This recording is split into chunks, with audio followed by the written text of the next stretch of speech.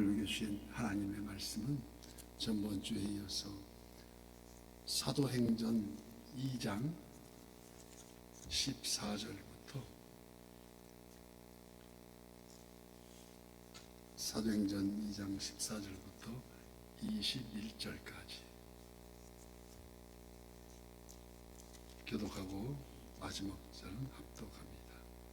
베드로가 11 사도와 함께 서서 소리를 높여 이르되 유대인들아 예루살렘에 사는 모든 사람들아 이 일을 너희로 알게 할 것이니 내 말에 귀를 기울이라.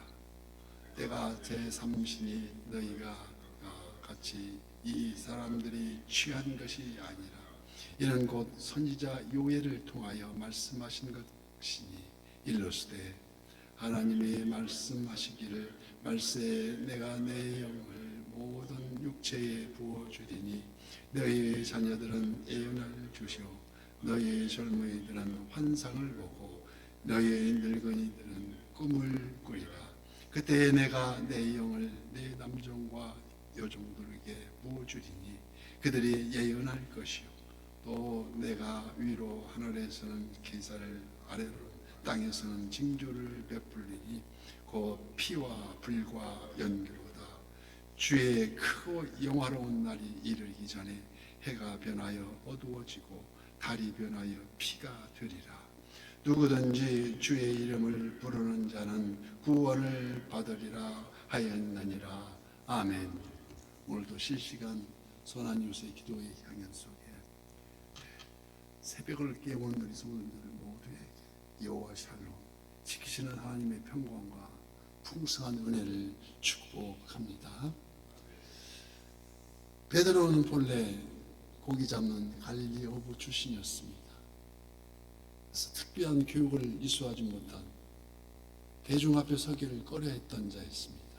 그러한 그가 오늘 본문 14절 말씀과 같이 베드로가 11사도와 함께 서서 소리를 높여 이르되 유대인들과 예루살렘에 사는 모든 사람들아 이 일을 너희로 알게 할 것이니 내 말에 귀를 기울이라.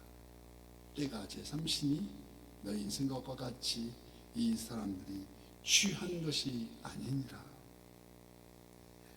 저들의 모습은 술에 취한 듯 성령에 취해 있었습니다. 때가 제3시는 우리 시간으로 오전 9시, 그 당시 유대인들이 습관적 규례대로 오순절 절기에는 오전 10시까지는 식사를 하지 않고 10시가 되어서야 식사를 하기 때문에 더더욱 술에 취한 것이 아님을 설명하고 있습니다.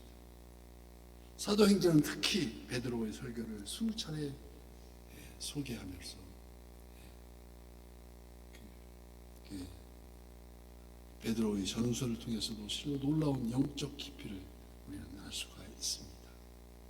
베드로는 지금 자기들에게 일어난 일들이 그냥 우연히 일어난 것이 아니고 일찍이 선지자 요엘을 통하여 예언하신 그 말씀 그대로 예언이 성취라는 것을 설명하고 있습니다. 성령은 지혜와 계시의 영입니다. 에베소서 1장 17절 말씀과 같이 우리 주 예수 그리스도의 하나님 영광의 아버지께서 지혜와 계시의 영을 너희에게 주사 하나님을 알게 하신다고 말씀하십니다. 여기 베드로는 사람의 일과 하나님의 일을 분별하며 예수 그리스도의 십자가 죽으심과 부활 그리고 성령을 다 하나님께서 계획하시고 역사하신 즉 예정된 행보이심을 공표합니다. 이토록 성령 충만은 세상 사람들을 향해 두려움이 아니라 담대함을 갖게 한다는 것입니다. 또한 만물을 다스리고 인간의 생사와 화복을 다 하나님 주권 아래 있음을 알게 하여 주셔서 자기의 삶 전체가 결코 우연이 아니라는 것을 어떤 하나님의 섭리라는 것을 또 계획에 따라서 구원을 얻고 지금도 이 시간 이 순간도 역사하고 계심을 깨달아 알게 하신다는 것입니다. 그래서 잠언 16장 9절 말씀과도 같이 사람이 마음으로 자기의 길을 계획할지라도 그의 걸음을 인도하시는 이는 여호와시니라고 잠언은 말씀하고 있습니다. 그래서 이 성령의 역사와 더불어서 분명 종말이 다가오고 있음을 선지자 요엘서를 인용합니다.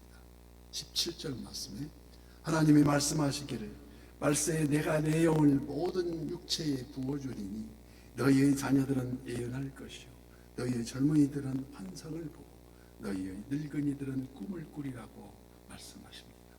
오순절 성령 강림하심은 장차 임할 종말이 더불어서 나타나는 놀라운 일들을 예지하여 주고 있음을 기록하고 있습니다.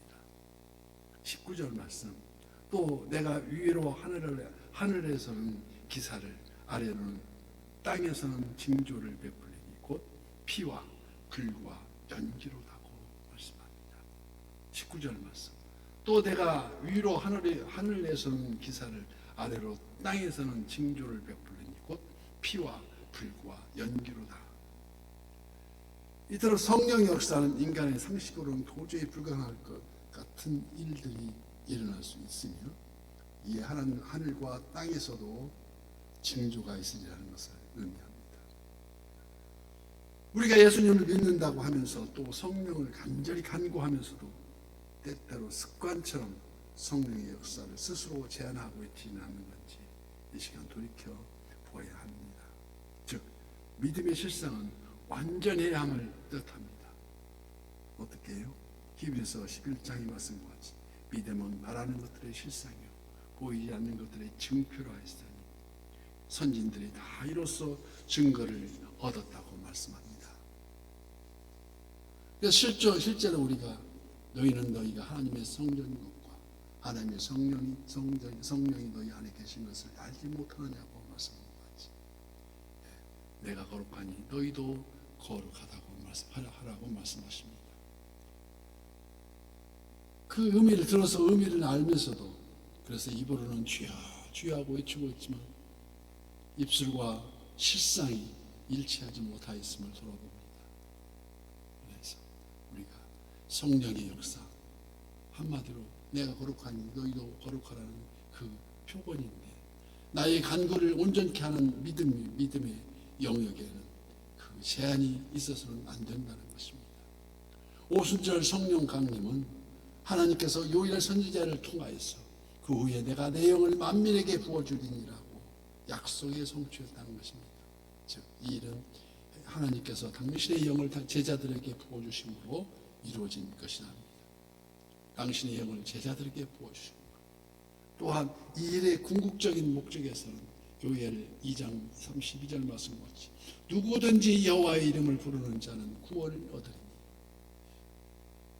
여호와의 이름을 부르는 자는 구원을 얻는다는 것입니다. 요엘서의 말씀을 이용하여 결론이 바로 그 말씀입니다. 하나님께서 부어주시는 성령과 함께 이루어져야 하는 가장 중요한 사역은 어떤 것일까요? 열방을 향하여 구원에 이르게 하는 그 구원을 땅끝까지 예수 그리스도의 증인이 되게 하는 것. 그 후에 사도 바울은 고린도전서 12장 3절 말씀으로 그러므로 내가 너희에게 알리노니 하나님의 영으로 말하는 자는 누구든지 예수를 저주할 자가 하지 아니하고 또 성령으로 아니하고는 예수를 주라 시인할 수 없느니라. 우리가 성령에 의해서 그 내용을 알게 된다는 것입니다.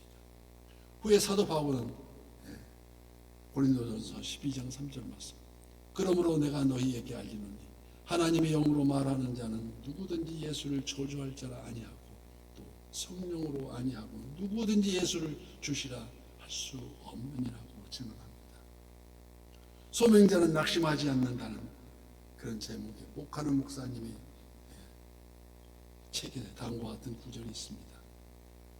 혹 죄인인 줄 알면서도 어떤 죄를 계속 범하고 있지는 않습니까? 그러면 당신은 성령을 받아야 한다는 것입니다. 혹 마음은 원이로되 육신이 약하여서 순종할 수 없는 것이 있습니까? 그러면 당신은 성령을 받아야 합니다. 말씀합니다. 또 예배가 때로 지루하고 찬양을 해도 감사하는 기쁨이 없습니까? 그러면 당신은 성령을 받으십시오. 말씀을 듣기가 힘들고 입이 무거워져서 기도가 잘 안 됩니까? 그러면 당신은 성령을 받아야 합니다. 말씀합니다. 부부 안에 서로 다툼이 있으면 기도가 확 막힙니다. 성령이 단절되기 때문이 아니겠습니까? 우리는 먼저 성령 충만을 간절히 사모해야 한다는 것입니다. 즉 자신을 드림과 함께 충만하고자 하는 그 소원이 있을 때 하나님이여 내 속에 정한 마음을 창조하시고 내 안에 정직한 영을 새롭게 하여 주십사 하고 기도해야 된다는 것입니다. 그에게 합당한 열매를 간구하며 진정 성령에 의해 지배되기를 오직 기도와 말씀의 풍성함을 우리가 그래야만이 우리가 가능하다는 것입니다.